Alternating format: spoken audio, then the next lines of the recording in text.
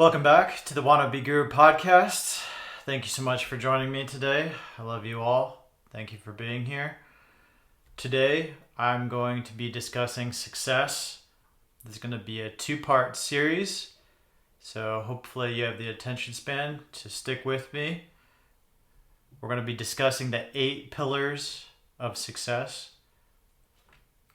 And so, with the 8 pillars, obviously they're holding up success. And then at some point, I'll be releasing another mini-series, 2-part series most likely, on the foundation of success and building upon that so you can create a stable foundation so you can obviously build upon that success and how it defines you. So before we get started, this is not a get-rich-quick scheme, nonsensical BS thing that I'm trying to sell you on. This is some conceptual ideas that I came up with that defines me and hopefully my success and how you can use these tools to define what success is for you. And I hope that I can teach some very insightful stories and understandings that will allow you to prosper, become a better human being, because ultimately that's my intention of creating this video, is that you can find happiness, more importantly, and have loving relationships with yourself, your family, and friends around you, and define success, which to me doesn't always have to do with money.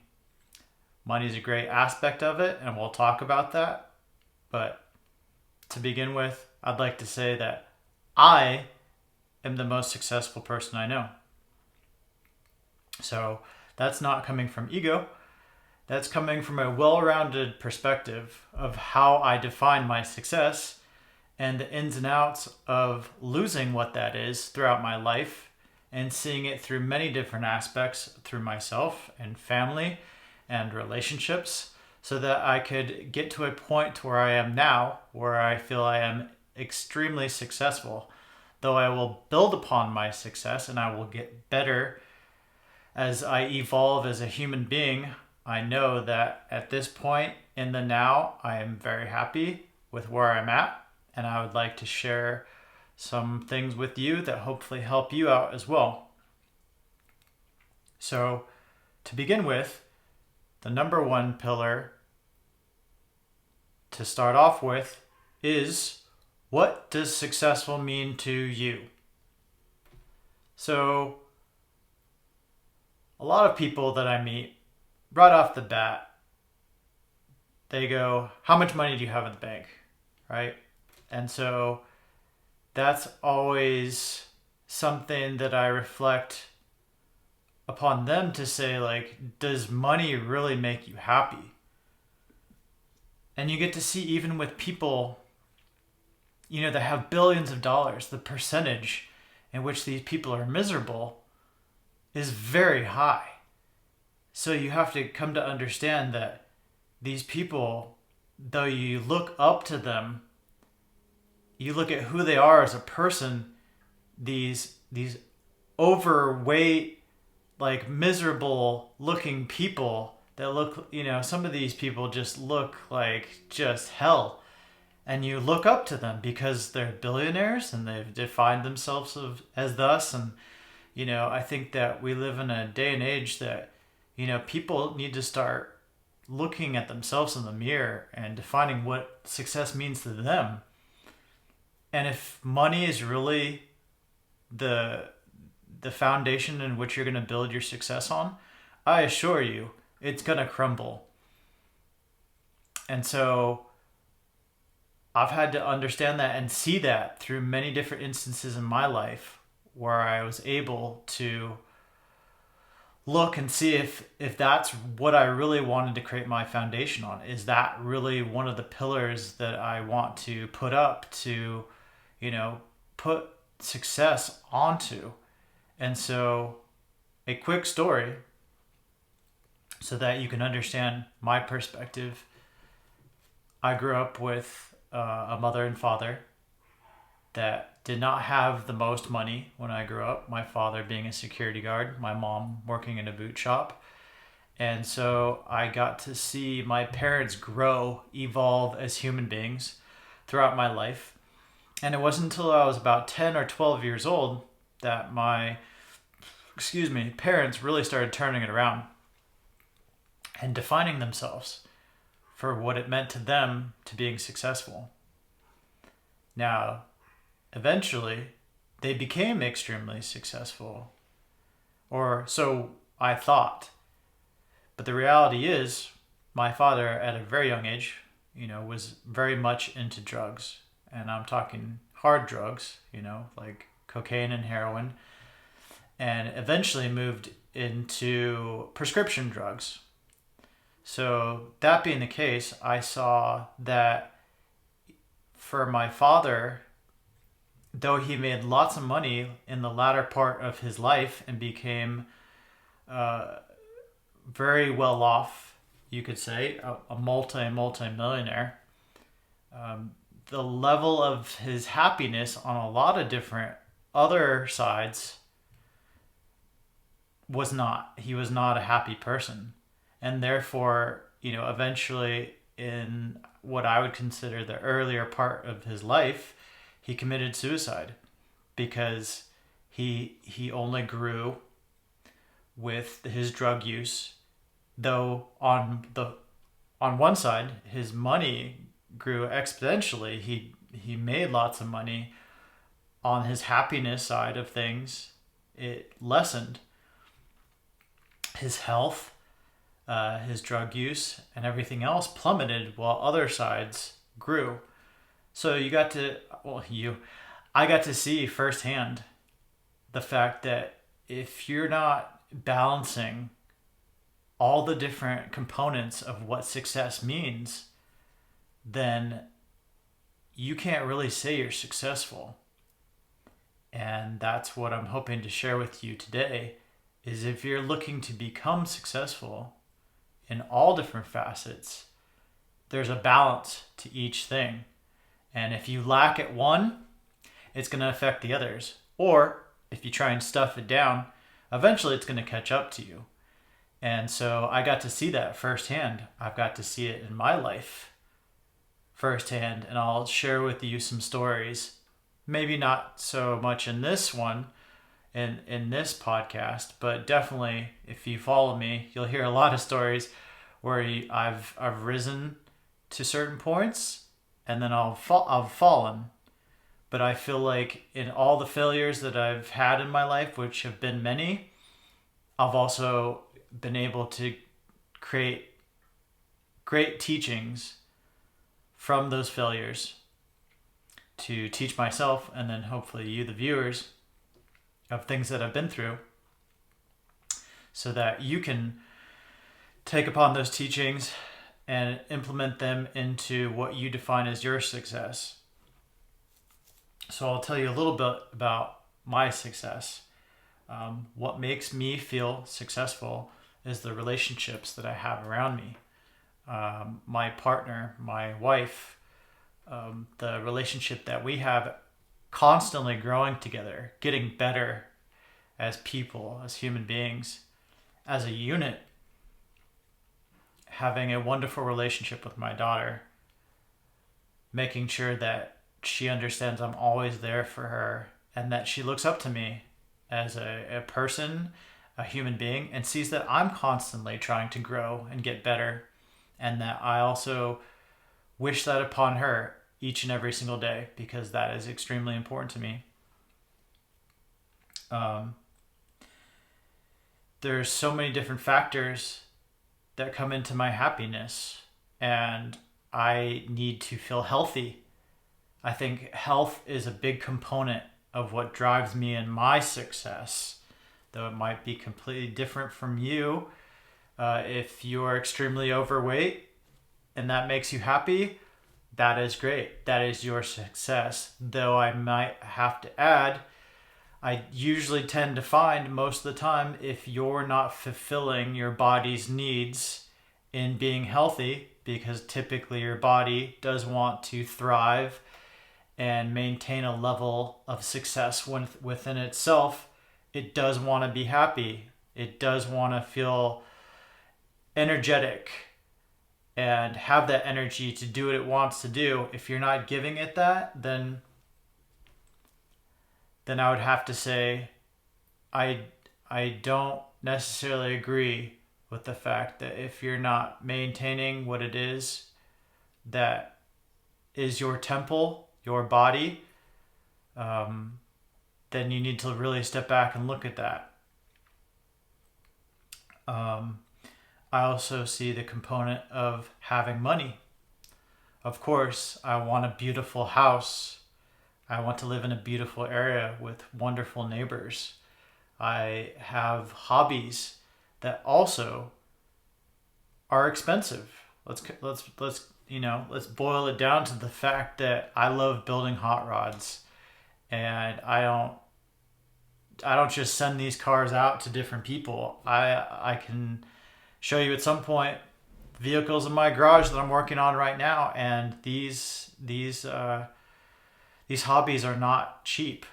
I have to have monies coming in to maintain the level in which I enjoy working on these things. I love using these mitts and building things, and the cars in which I'm working on, they're higher end, and therefore I have to make sure that the money coming in is also providing me with a level of happiness and growth as a human being.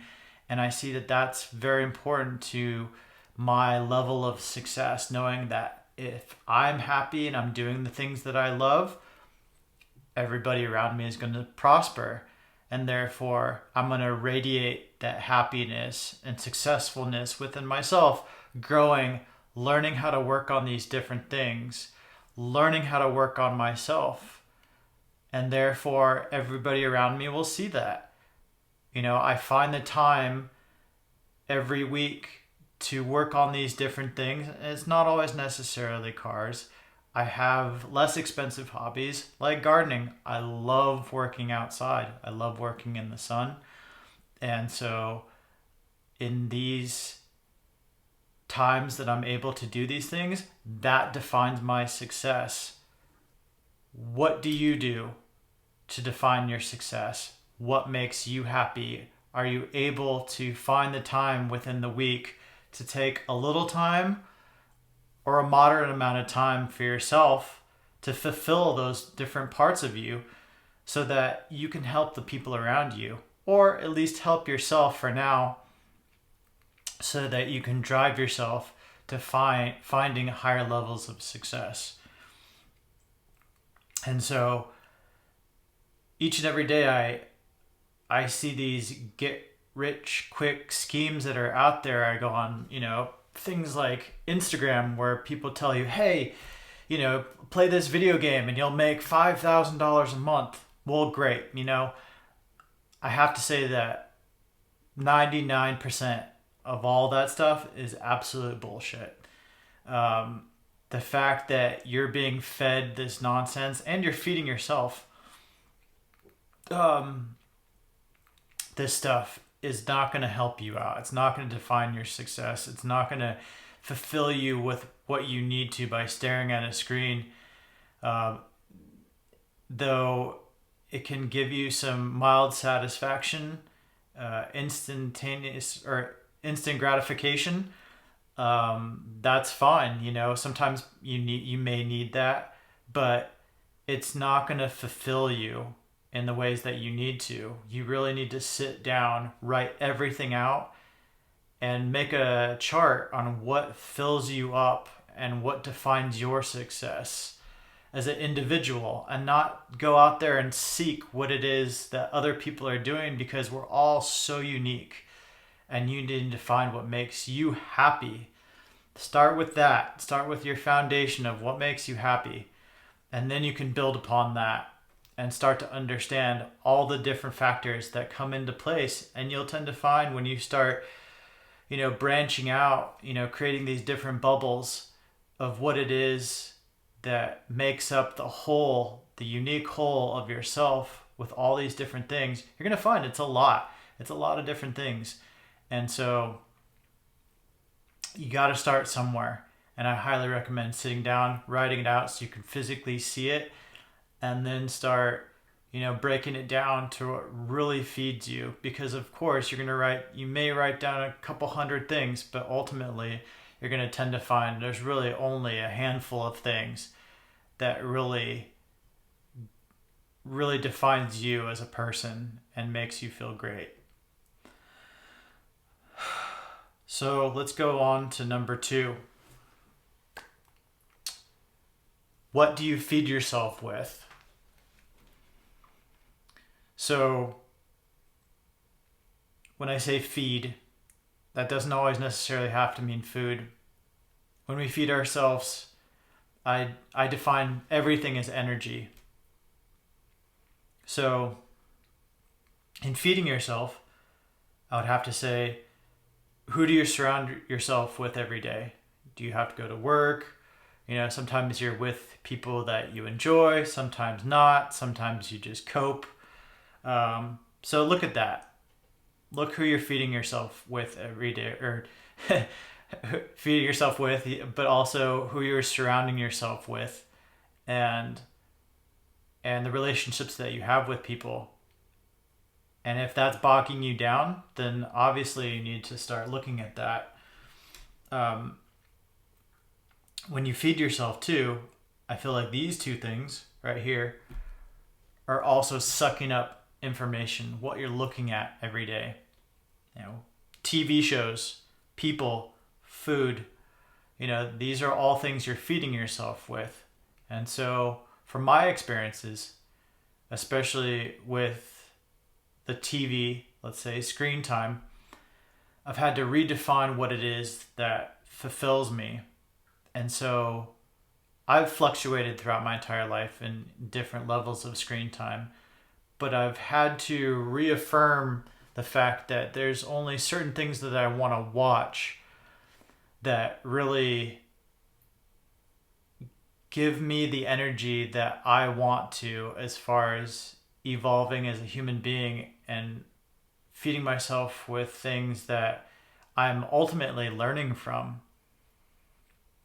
And I've had to see that, when I'm watching like horror or gore or things with manipulative perspectives of different people trying to, get a rise out of our culture, and, you see where the money's going because people really like that cynical kind of stuff. It's just not for me. It never really has been. But I've also had to sit down and take a look at the fact that, there is a lot of action and other things that are out there that, aren't the best thing to be watching, because a lot of times you watch like these action movies or whatever, and you see lives being lost like every couple seconds, like everything's just kind of has no meaning or is meaningless and holds no value to the human life or spirit. And if you're watching that every single day, and then you turn on like the news, and then you actually see lives being lost or this, that, and the other, you're just so numb to it. And for me, like I've come to understand that, and I've realized that that's not who I want to be. If I do see things like that, I want to have compassion and love and spirit go into the thoughts that I have for other people and other situations that people may be having, because I want that evening to be filled with prayer and love for those people that might be experiencing those things. And if I'm constantly watching, horror action where like lives are lost, then how am I defining myself in my perspectives in which I would like to give to, let's say, my daughter, right? And her perspective of what it means to her when she's watching that stuff. When she asks me, "Oh, Dad, is that actually happening?" And I tell her no, but it does happen. It happens, quite frequently in the world. And then it makes me come to understand that I need to take a step back and look at that and redefine myself and what I'm feeding myself. And if that's good for me, then that's fine. Like, I need to accept that. But if it's not, then why would you want to constantly feed yourself with that? It would be like little microdoses of poison. And why would I want to do that to myself? Why would I want to take a droplet of poison every day, knowing that it's killing myself one way or another, physically, spiritually, mentally, one way, shape, or form, or as a whole? It could be affecting me, and it's not allowing me to grow, evolve, and define that level of success that I have for my success, because I see that that's an integral part of it. It might be a tiny piece, but all those little pieces add up and they make a bigger picture. So you need to take a look at those things. Another thing is external reflections of the inside of your home, yourself. I like to think of things, a reflection of the outside is also your inside. The food you eat, what are you feeding yourself? Are you feeding yourself with clean food, healthy food? Are you making your bed? Are you cleaning up your house? What does your house look like? Well, if it's full of, shit food and trash everywhere, then maybe you should look at that as a reflection of what might be on the inside. And so if that's the case, you're not feeding your temple. I look at my body as a temple, and I look at my house as a temple. And if I were to show you pictures of my house, it's absolutely beautiful. Why? Because I've put a shit ton of money into it, and I've put a lot of work into it with these things. Though I've hired a lot of people to do a lot of work on my house, I assure you, I've put, blood, sweat, and beers into my house, upon which you have no idea. Very few people do, and you can talk to my partner and the countless days of back-breaking work that I've put into it to make it what it is, because it's my temple. It's a reflection of who I am. It's a hard work that I put into things so that I get to where I'm at, so that you can understand, the value of listening to this. And so that's what I do. And that's what you can do. And it takes a lot of fucking hard work to get there. But I assure you, when you step from the outside, when every time I walk my daughter home from school and I walk up to my house and I open my garage, I go, fuck yeah, I worked for these things. I put a shit ton of work into it and I got to where I'm at. Look at this amazing castle, right? You want that? Well, it's going to take a lot of work to get there, but I assure you, if you follow some of these steps, you can get to that point, and you can harness it, and you can keep it, and you can grow upon it if you want to. And I try to all the time. I try to every weekend. Every Sunday is my day that I spend a little bit of time, and I figure out what I want to do that Sunday. Do I want to garden? Do I want to work on the house? Do I want to work on the car? Do I want to work with my daughter and do some kickboxing that day? Do I want to meditate? What is it that I want to build upon so that I can get to those successful points that I'm reaching towards? Because I assure you, for me, I will never get there. For me, I will never achieve the top of the mountain, because I assure you, when I get there, I'm going to see bigger and better mountains out there that I'm going to want to climb and I'm going to want to conquer, because I'm always redefining myself. I'm always learning, and I'm always trying to figure it out. What's best for me, my family, and the evolution of self.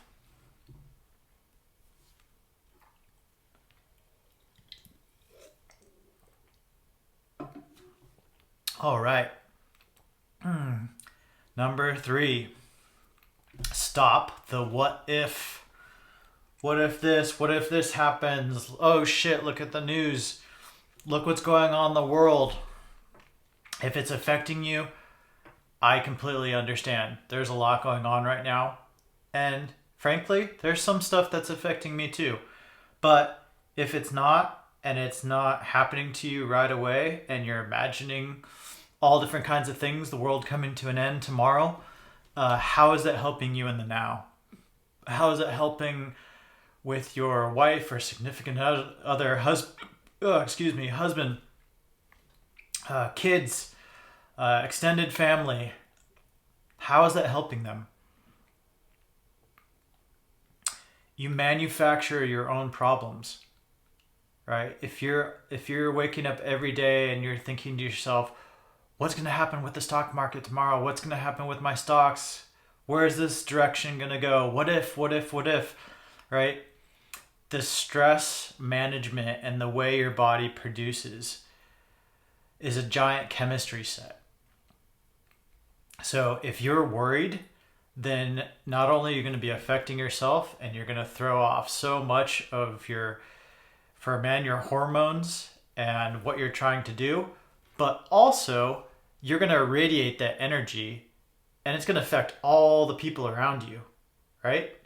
You're going to affect your spouse, more importantly, or your husband, or your kids, your friends. And frankly, if you have good friends and good family, they're going to tell you, stop. First of all, I don't want to hear your bullshit, or I don't want to be around you. And hopefully you have good friends that tell you to shut the fuck up, because they're empowered enough to say that they have the capability of pushing some of that stuff aside, and you should too. And that's what good friends are for. That's what good family's for. That's why I have a wonderful wife, where I'm able to stop, take a walk with her, and she always tells me, what are you putting your focus on? Where is your focus right now? Right? If you could verbalize exactly what it is you're thinking right now, where is your intention set? Where is your intention going? Is it following all the bullshit that's happening on TV with the news? A lot of it's fake, right? Let's be honest with ourselves. We've come to understand within the past 10 years and everything that's going on right now. Yeah, there's a lot of reality to it. There's a lot of shit that's going down, but do we need to focus on it?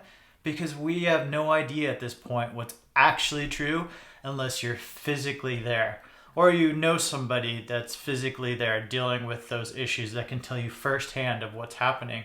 But other than that, a lot of it's a fallacy. You're making that shit up. It's not real, and you're what ifing your life away.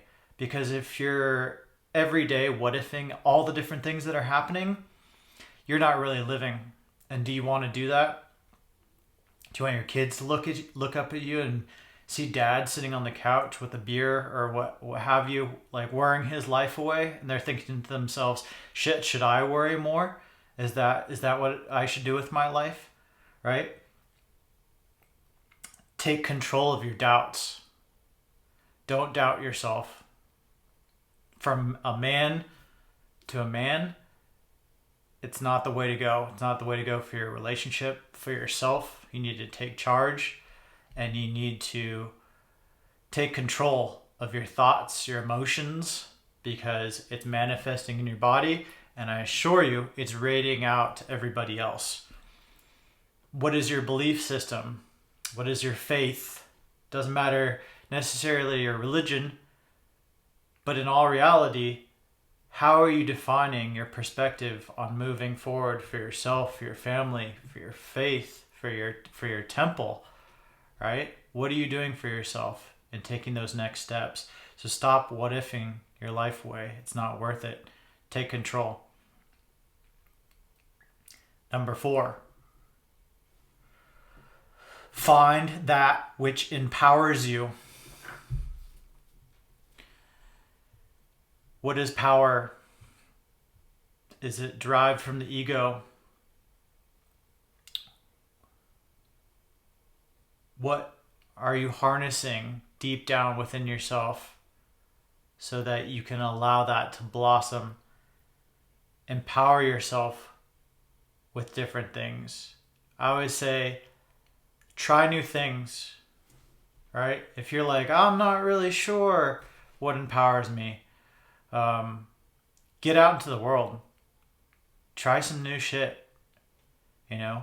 For me, from my experience, I wake up and I get after it in the morning. I have to work out.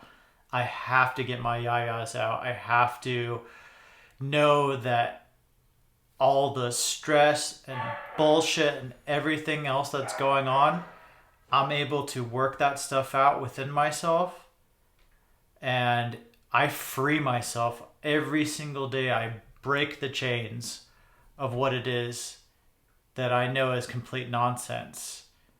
And so it empowers me. It gives me the power to say that what I did this morning was fucking hard, and everything else after this is going to be relatively easy, so that the stress and how I manage it and how I manifest all the positive things after this point are going to radiate upon everybody else around me.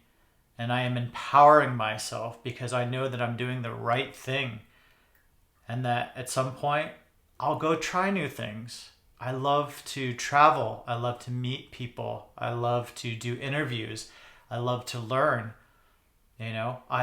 Some of them are new to me, and some of them I would have to say are intimidating.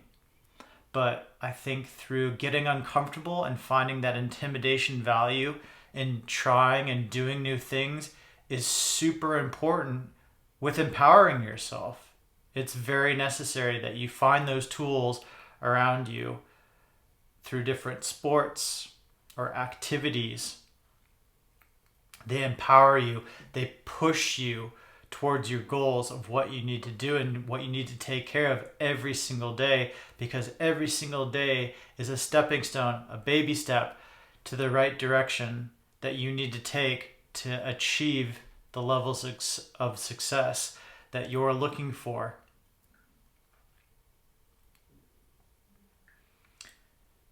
Habits. What are your habits? Do you have good habits? Do you have bad habits? Those habits can also empower you. If you have bad habits, you need to take a look at those. All those little things, like I said, they add up to the bigger picture. All those little habits that you do every day, same difference. They add up, they empower you to do what you need to do. So take a look at those little things. Sometimes people just go right over the surface and they say, oh, all that little stuff, they've been with me for a while, but they're not that important, like I just do a little bit of this, a little bit of that every day. Just a cigarette, like a cigarette a day, like it's not going to kill me, right? It's just for me to, de-stress a little bit. And so take a look at those things, because sometimes it's all those little things that add up. And if those little habits are influencing you in negative ways, then maybe you need to get rid of them. Because when you're reinforcing those positive habitual moments, they're going to add up, they're going to snowball effect, and they're going to push you in the direction that you want to go to. So take a look at that stuff. Number 5, stop compensating for your lack. Micromanage your BS, your bullshit, all the little things. I've seen so many people where, especially these days, and for good reason, they have all these different, credit cards and different things going on where they tell themselves like, oh, it's all right. Like I can do this and I can do that. And, you really need to stop compensating for the lack that you have, or your understanding with certain things, because all of that, once again, it adds up, and you need to start cutting that shit up. You need to start paying that stuff off, because that lack, that mind state that you have in wanting to just open another credit card or what have you, you have to understand the government feeds you that stuff. It gives you the opportunity. On one hand, it gives you the opportunity to potentially use that money for good and to build upon what you may or may not have in a positive way. But I assure you, most of the time, people are going to use those tools and it's going to influence them negatively. So look at that. How many cards do you have? How long have they been sitting for?